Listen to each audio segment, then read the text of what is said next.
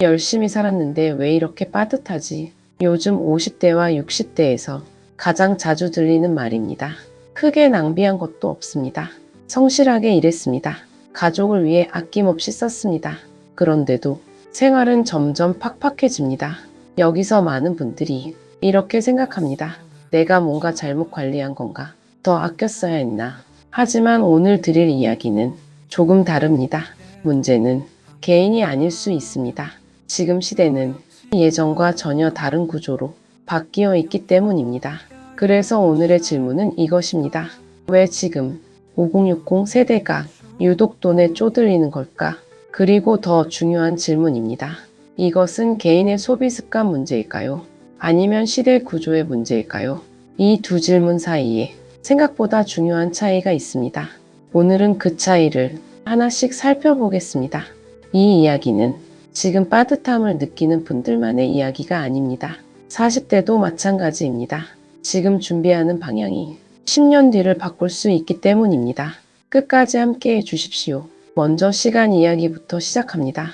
노후가 얼마나 길어졌는지 이 숫자 하나를 기억해 주십시오. 예전 세대의 노후는 대략 10년에서 15년 정도였습니다. 60세에 은퇴하면 70대 중반까지 그 정도를 준비하면 됐습니다. 하지만 지금은 다릅니다.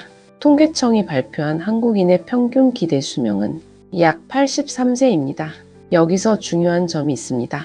은퇴 시점은 여전히 60세 전후입니다. 그러면 이런 구조가 됩니다. 60세 은퇴, 80세 이후까지 생활, 최소 20년, 어떤 경우에는 30년입니다. 이게 참 묘합니다.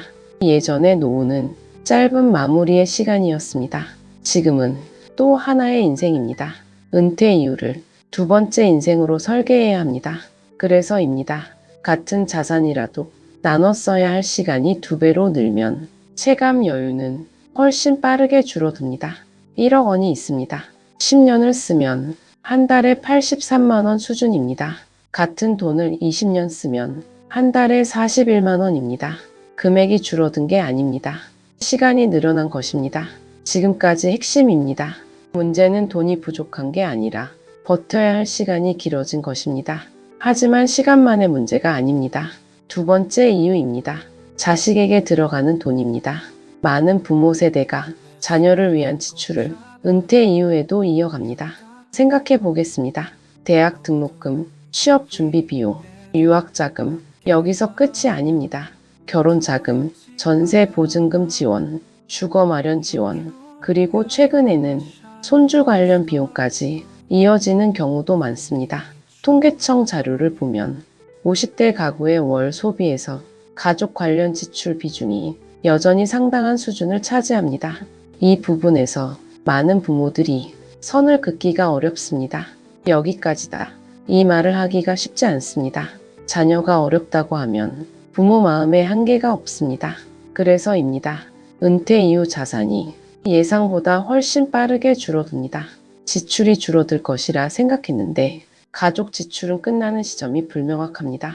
이 구조가 핵심입니다. 노후 자산을 갉아먹는 가장 큰 요인 중 하나가 바로 끝나지 않는 가족 지출입니다. 지금까지 핵심입니다. 자식 지출은 은퇴와 함께 끝나지 않습니다. 세 번째 이유입니다. 소비 습관입니다. 은퇴 이후에도 생활 방식은 쉽게 바뀌지 않습니다. 이건 자연스러운 일입니다. 수십 년을 유지해온 생활 기준이 하루아침에 바뀌기는 어렵습니다. 외식, 모임, 여행, 이 소비들이 사치라서가 아닙니다. 문제는 따로 있습니다. 수입 구조가 바뀐 것입니다. 직장에 다닐 때는 매달 월급이 들어왔습니다. 은퇴 이후에는 자산을 나눴습니다. 이 차이가 결정적입니다. 수입이 있을 때는 소비를 하고 남는 돈을 모았습니다. 자산을 쓸 때는 소비를 하면 자산이 줄어듭니다. 구조가 반대입니다. 그런데 소비 기준은 그대로입니다. 즉 이런 상황이 됩니다. 수입은 줄었습니다. 소비는 유지됩니다. 자산은 빠르게 줄어듭니다. 많은 분들이 이 지점에서 처음으로 위기감을 느끼기 시작합니다. 왜 이렇게 빠듯하지? 이 감각이 생기는 시점입니다. 지금까지 핵심입니다. 문제는 소비 자체가 아니라 구조가 바뀐 것입니다. 네 번째 이유입니다. 돈의 흐름입니다. 많은 분들이 자신의 자산 규모는 알고 있습니다. 예금, 부동산, 연금. 하지만 이 질문에는 선뜻 답하기 어렵습니다. 이번 달 얼마가 들어오고 얼마가 나갔는가? 이 질문입니다. 막연히 괜찮겠지. 이렇게 생각하는 경우가 많습니다. 여기서 헷갈린 분들 많습니다. 총 자산이 얼마인지 아는 것과 매달 흐름이 얼마인지 아는 것은 전혀 다른 이야기입니다. 예를 들어 보겠습니다. 한 달 생활비가 300만 원이라고 합니다. 이 숫자 자체는 크지 않을 수 있습니다. 하지만 은퇴 이후에는 이 300만 원이 자산을 줄이는 구조입니다. 1년이면 3,600만 원, 10년이면 3억 6천만 원, 20년이면 7억 2천만 원, 물가 상승까지 감안하면 실제 필요 금액은 더 커집니다. 흐름을 모르면 속도도 모르게 됩니다. 어느 날 갑자기 숫자가 크게 줄어있는 것을 발견합니다. 돈은 금액보다 흐름을 관리하는 사람에게 남습니다. 이 지점입니다. 지금까지 핵심입니다. 돈은 금액이 아니라 흐름입니다. 여기까지 4가지를 살펴봤습니다. 첫째, 예상보다 훨씬 길어진 노후 기간. 둘째, 끝나지 않는 자녀 지출. 셋째, 바뀌지 않은 소비 구조. 넷째, 흐름을 모르는 돈 관리. 이 4가지가 동시에 겹치면 어떤 일이 생길까요? 갑자기 힘들어지는 것이 아닙니다. 조금씩 여유가 줄어듭니다. 그러다 어느 시점부터 체감으로 느껴지기 시작합니다. 왜 이렇게 빠듯하지? 이 감각이 어떻게 만들어지는지 이제 보이십니까? 하지만 여기서 이야기가 끝나지 않습니다. 진짜 중요한 이야기가 남아 있습니다. 문제는 절약을 못해서가 아닙니다. 모두가 놓친 진짜 포인트는 따로 있습니다. 시대가 바뀌었다는 것입니다. 예전에는 이런 구조였습니다. 평생 직장이 있었습니다. 퇴직금과 연금이 뒤를 바쳤습니다. 노후는 10년에서 15년이었습니다. 이 구조에서는 준비가 어느 정도 되어 있으면 큰 문제가 없었습니다. 하지만 지금은 다릅니다. 고용은 불안정해졌습니다. 연금 수령액은 기대에 못 미칩니다.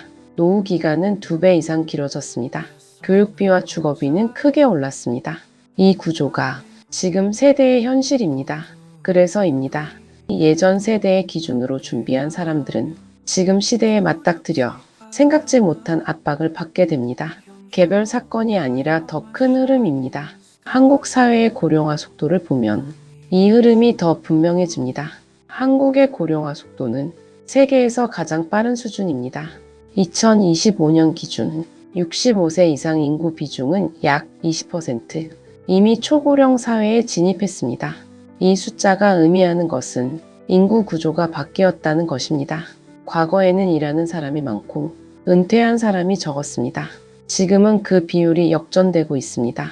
그래서 사회 전체의 부담 구조가 바뀌고 있습니다.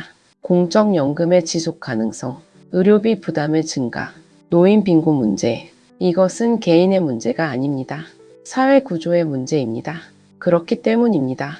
지금 5060 세대가 느끼는 빠듯함은 나만 못 버는 것도 아니고 나만 낭비하는 것도 아닙니다.